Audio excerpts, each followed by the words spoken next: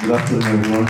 Towards Happier is a documentary shot in Iran by Sreemoyee Singh, who's from India.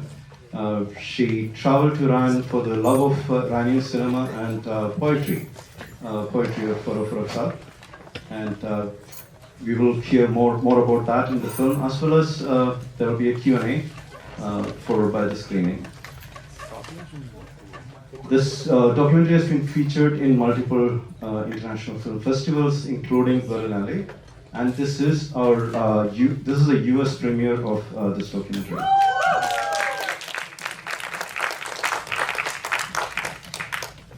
Sreemoyee is a filmmaker from Kolkata. She has a PhD from Department of Film Studies in Jadavpur University. She learned Persian and traveled to Iran to film her debut documentary. I'm really thankful that Sreemoyee can make it. Can you come on, please? So thank you so much for coming, and thank you so much to all of you. I can't see everybody properly, but thank you for making time for this film, watching it. Thank you to the whole festival team, the volunteers, the founders, programmers, everybody for having us. It's really special to be here. This I don't want to say so much about the film right now, but I just want to say that it's been born. It's an outcome of falling in love with a country, a culture, the poetry and the cinema of a country that is not so far away from yours, but how love can make you do so much more than you think you can. And this film is a tribute to Iranian cinema and Persian poetry, but above all, I think it's a tribute to the spirit of resilience that's there in each of us, no matter in which part of the world we live in, India, Iran, anywhere else. So I hope the film connects with all of you here, and I'm here, we're here, Aida is here with me, and we'll be in a Q&A, in a conversation with Elizabeth over here. So please save all your questions for us. Looking forward to interacting with you. Second time watching the film. It was so beautiful and so meaningful. Thank you for doing something so beautiful, both of you. And I wanted to start out, when I first saw it, and then I saw it again, the impression of the fact that you're from India, and you have this amazing connection to Iran, which I always feel like we come into this world with a little piece of some other world that is supposed to be in your heart, that has nothing to do with you and this lifetime, you know? So for me, you know, it's been Afghanistan of all places. And for you, it seems to be India. We have the Iran, so yeah. That's such a beautiful thing to say. Thank you so much. Yeah, I mean, I've never felt the disconnect between being an Iranian and an Indian, like I was telling you a little bit earlier. And after making, especially after making the film, I feel like I am Iranian, and I feel like I'm Indian, and definitely Iranian as well, but I'm not. I am fully Indian. But yeah, it's when I read Furugh, I felt she was talking to me directly. And that's why I also, if you remember, the film opens with this feeling of deja vu that I talk about. Because I truly, when I landed in Iran, I felt like I was there before. And I don't know what it is. I can't point my finger, but maybe it's been the films that made me feel like I know Iran. Because my initiation to Iran happened through cinema, not through news and conventional news and media. But yeah, I do feel this way. I feel like I mean, I don't necessarily believe in past life, but you know, I do believe that there's a soul connection. Yeah. Beautiful. And then also it's really noticeable between the two of you, your soul connection. And you know, it's also through cinema, which is amazing, because you know, we all meet in these dark rooms to watch cinema. What does it mean to you to see the film, Aida? Yeah, it's been honestly the first time I watched the movie and I got a little bit emotional, especially for the special scenes there. So as you all watched the movie, the first time I met Siri, she came to the university I was actually at the university because I'm a neuroscientist. I was studying PhD at that time when I visited Syria. And Dr. Panahi called me and said, okay, there's a PhD student from India and she's gonna take a video and photo of you. She needs it for her documentary. Do you wanna meet her? I think, and I said, yeah, why not? And 45 minutes later, yeah, I saw him and I was shocked. How did you? Yeah, that scene in which Yeah. we are literally, she comes out of college and Panahi kisses her. That's actually the first time I met her. That's really I think it's been about 8 or 9 years ago. I couldn't remember, but since then we become really good friends, and we met each other again after almost 7 years. So this festival, makes it Connected happen. you again in Austin. Yeah. Thank you. Thank you for making. I feel like films definitely bring people together. Obviously, in the most obvious way, like festivals where people around the world come together. But this happens too. Like since 2018 was the last time I saw her, and yesterday she just flew like in here, came out of a car like a dream, and I was like, yeah, it's such a gift to have you. Yeah, everyone in Iran loves Siri because she was speaking Farsi. She immediately started communicating with people, and she also was singing a lot of Persian songs. Yeah, it was a very good connection. Even my family loves her. Yeah, she was making good friends there. I love that scene when your sister bring the album. So Oh God. beautiful. I think this whole film is about people playing a prank on me. I've been pranked on so many times, and I think I've stopped taking myself seriously after the film has been made. But yeah, that's a real life lesson from making this film, that I don't think we should take ourselves seriously anymore, because when you stop taking yourself seriously, a lot of intimate things happen in life, things that really flow in life, and I think hopefully this film is a testimony to that free flowing. Tell me about your connection to Farouz and her poetry. What before you were there, and then after being there in her grave, that was really interesting to me when the people come to her her grave. Yeah. So that was something I had read about before going to Iran, that that poets are really big in Iran, because poetry in Iran is the predominant, most important, primary method of expression. So Kiarostami Abbas Kiarostami had once said that even in the rural places of Iran where people may not be very educated, they may not really be able to read or write, but they express through poetry. They recite Hafiz and Saadi, and that's how they communicate with each other. So poetry comes before everything else in a place like Iran. I think we in India definitely have a lot of that culture. So there is a very special place for poets. So even in Hafiz's grave, so there's so much footfall, but it's Hafiz. So I was very surprised to find Furug's grave full with people. Firstly, she was a woman poet, and to still hold that space in Iran is very important. And I first discovered Furug's verses when I was 21. I was in university, and Iranian New Wave is most often taught with the poetry, modern Persian poetry, because modern poets really inspired New Wave filmmakers. Because after the formation of this Islamic Republic, it was very hard to express yourselves normally. So filmmakers borrowed the indirectness, the metaphors, the allegories of poetry, and that's why the New Wave is so special. It's poetic at its heart. So I discovered her poetry way back in India, and then I went and I just thought I need to find Furug, and effortlessly I could find Furug everywhere I was going. I followed her grave, and then I found out quite like a coincidence that she was living in the house that I was living in.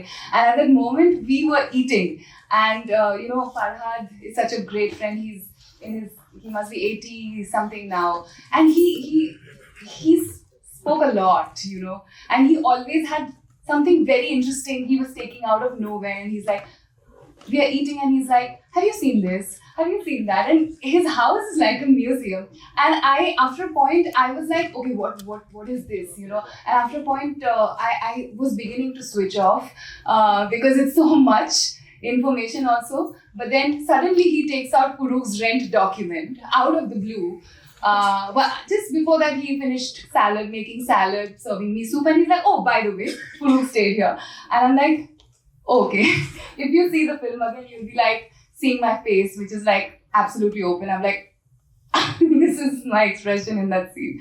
Like you said that you felt her, Yeah. So I think when you just go after something, I think you're bound to find it in not maybe the most conventional manners, but people come to you if you look for it. I think that's for them. Yeah. But I also think, documentaries kind of write themselves, in my opinion. They almost write themselves backwards. You film a bunch of things that maybe don't make it, and then you see where it's going, so you're editing. Yeah. Do you have an original reason? I know that it was, for your PhD or for your thesis, but what was your original idea of going over there, and then how it shifted into this, or was it exactly what you felt you wanted to get? I think I pretty much felt like I got what I wanted to get, and the film is of putting in everything. Thankfully, a lot of documentaries, when it has international funding and a lot of attention from around the world, oftentimes filmmakers find themselves in tough positions where they have to take out things. Thankfully, we didn't get funding like that. And what I mean is that I produced it myself. So, and I made so many mistakes, but I am very happy and proud about being honest with myself in this process. I kept a diary in Iran because I knew I'd forget things maybe. And the whole voiceover is built from journal notes. So I think what you see on screen is very true is absolutely almost always what happened. It's not scripted, like you say. Documentaries script themselves. Some documentaries, creative documentaries, are nowadays scripted, which is great. But this film is not that. It's very verite in its approach, where life gets you gives you gifts, bountiful gifts, and that's gifts of chance and coincidence, and basically going by your gut feeling, knowing when to start and stop the camera. I never went to film school, so I just trusted my gut, and I was very respectful of people's spaces, and that's how the film happened. And yeah, definitely going back to journal notes, and the process of editing was very tough. Filming, shooting, making friends in Iran was the best time of my life. But when I came back, I figured that there's so much material that I have, so many friends, so much that I've learned from each of these encounters. How do I now string together these encounters? And there are not too many personal documentaries we have access to. But I was convinced that this is above all my journey. And at that moment where I was 100% convinced about it, the edit came before my eyes, because it's not, this film, if it makes any sense, it makes sense because it's an Indian's journey. It's my journey from, growing up in Calcutta, going to Iran, and all these encounters that I've had. So I think that's what makes it special. And I retained all of that. And then I figured that it has to have my voiceover, and I have to retain all the shots, much to my discomfort, because I don't think any filmmaker likes to see themselves on camera. And here, I was not only seeing myself, I was singing as well, and I hate listening to myself Even in interviews, I never look back at interviews. I'm very nervous while giving interviews also. But then over here, I had to cut it over 3-4 years, keep looking at myself. And I overcame that phobia, I guess. So, things were coming together.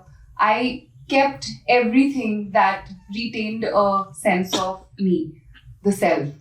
And the brief that I gave my editors was that this is a journey where the act of walking becomes important, not reaching a specific destination.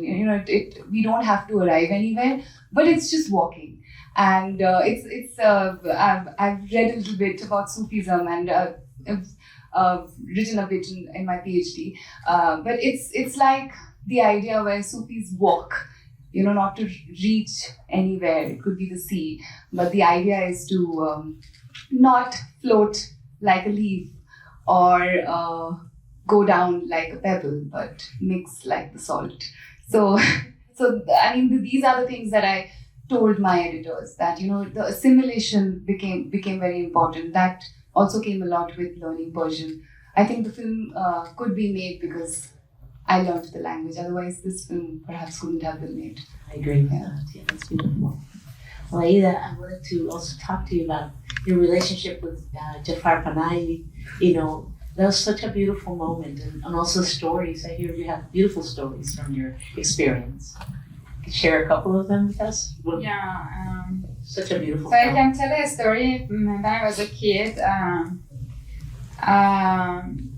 and played a role in Jafar Panahi's movie. So as you watch in the movie, the first time he wants me to cry, he asked me to sit down and don't move. And he said, okay, Aida, you shouldn't move. And I said, I won't. And then one person out of the team just called me and said, Aida, come here. I said, no, Jafar Panahi told me I shouldn't move. But it was pre-planned, and I wasn't aware of that. And then immediately when I wanted to just stand up, Jafar Panahi comes and said, no, why did you do that? And I started crying. But he wasn't feeling good at that time. So he decided the next time, just we set a rule together and said, like, okay, I'll kneel down to be in the same level. And I'll take a look at your eyes, and you should concentrate and try to cry. And these things first time happened when I was 7 years old. And I couldn't believe that it happens again 21 years later, yeah. And I was crying. I think everyone has cried at that point. Yeah. I got actually emotional when we were seeing the scene again today. So she was sitting next to me, and I thought, we're watching the film together for the first time. So I thought I'd film her. I'm filming her and she's crying. Yeah, because it was all about Iran and women. I love both. So many beautiful moments with women. With the writer, what was his name? Mohammed, the other filmmaker? Yeah, no, the one that was the writer. The one talking about. Mayde, yeah. Oh, she's lovely. Beautiful, she's Yeah, beautiful. the one who didn't change her nose, right? Love Yeah. her. What a beautiful. And they're brave. Very. Yeah, brave women. Yeah. They fight for whatever they want. Sure, absolutely. Well, Q&A. We would like to ask a question. I don't have a question, just a couple of comments. Yes. It's very inspiring, documentary. Growing up as a Bengali, I use language. There's so many words that came from Iran. Yeah. Thank you. Yeah, I'm Bengali too, and everything is. I feel there's more overlap with Bengali than Hindi. And when you talk about Furu, Yes. I was thinking of the book. Yes, I do too. Yeah. And the other thing is that when cultures unite, Yeah. beautiful things happen. So, Thank you. Thank you. How long did it take you to learn Persian, and how did you speak it so beautifully? And to me, it sounded like you were one of them, and you were. I speak like a kid still. I'm still learning. But officially in Iran, I learned for 3 months. And I started almost immediately. I started filming within the third day of going to Iran, but the interviews began from, let's say, after the 10th day, and I think I was really bad then at speaking it, but I thought that, the first time I went to Iran, I just thought I'm there for 1 month. So there was literally no time to waste, 1.5 months. So I decided that, even if I speak terribly, I have to get the feeling across that you need to tell me, you need to trust me, because I am learning the language, and, so, and that's what happened.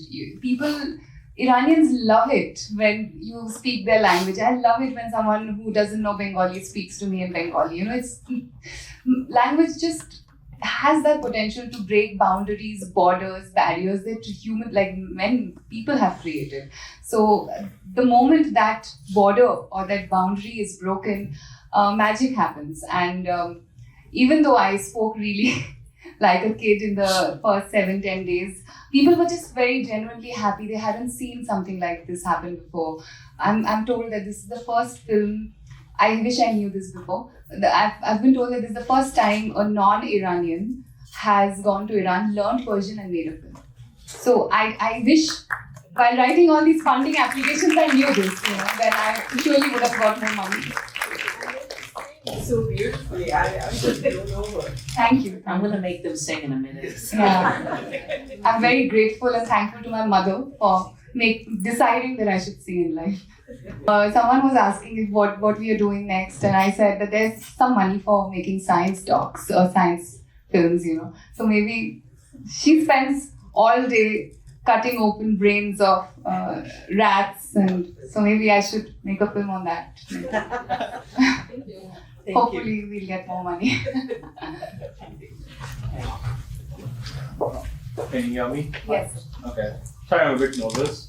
But towards the end, when the filmmaker, he just drops the mic and go into the scene. First of all, I love I love about documentaries is like the spontaneity of it. Anything can happen because it's just human. It's just human stuff that goes on, right? Whatever's in their mind. So, did he ever tell you why he did that or anything, or do you know what was, what he felt like? Yeah. So for second time I met Mohammed, we couldn't find him. So he's the same guy. I hope you've realized from the drilling sequence. So the second time, this was 2018. The first one was in 2016. I met her in 2016, and then I met her again in 2018. So in 2018, I wanted to follow up on him, and he was nowhere to be found. And then I heard he's in the Persian Gulf, which is absolutely down south. And I just reached out to him and said, I'm coming to see you. And he was in a very bad space mentally, and he was very frustrated. And in Iran, nobody says things directly.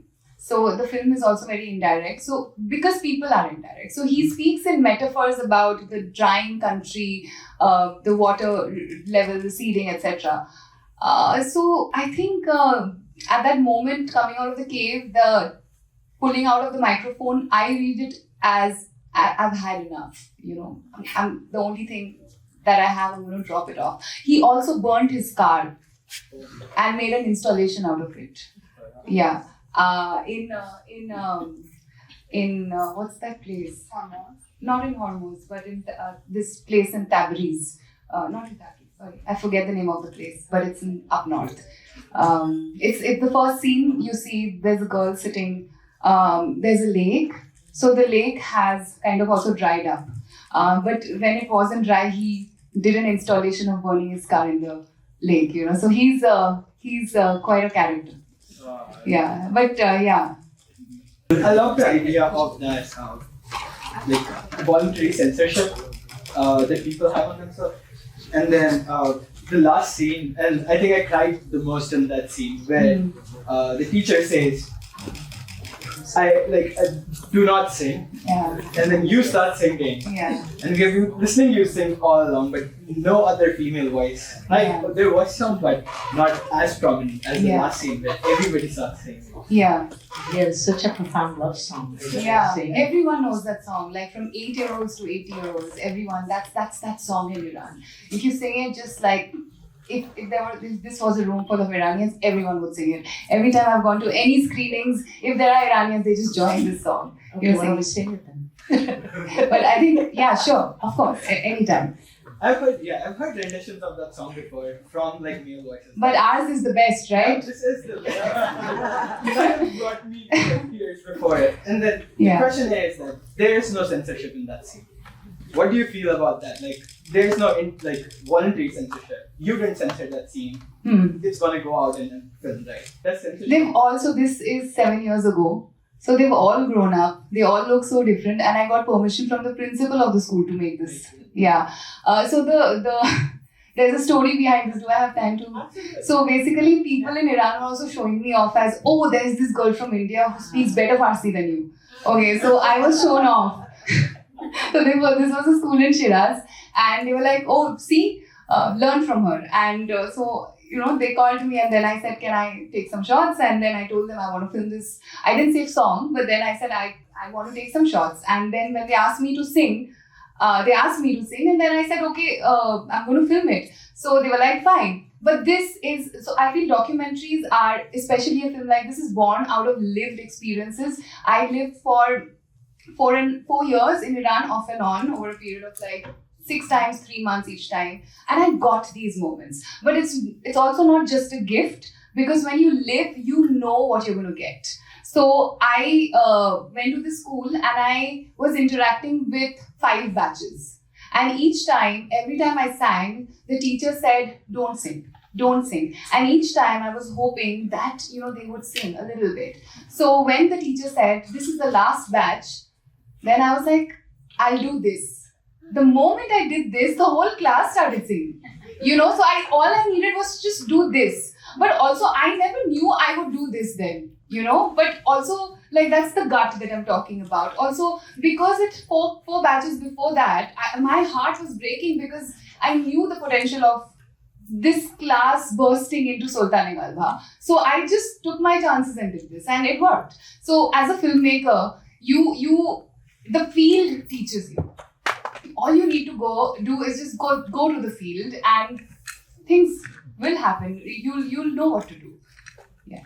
So that's how that scene happened. Are we singing? Yes. Well, I'm not singing, but you are. Okay, I sing, but Aida is the singer. Okay, so she's super good.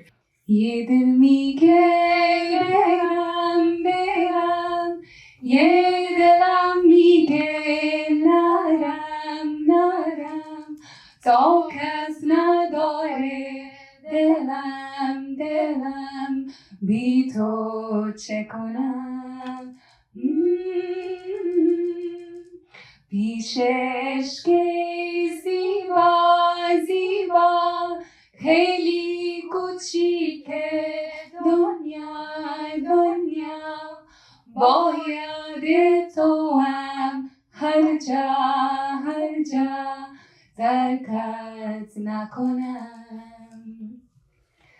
سلطان قلبم تو هستی دروازه های دلم را شکستی پیمان یاری به قلبم تو بستی با من پیوستی اکنون اگر از تو دورم به هر جا بر یاد دیگر نبندم دلم را سرشارم از آرزوتم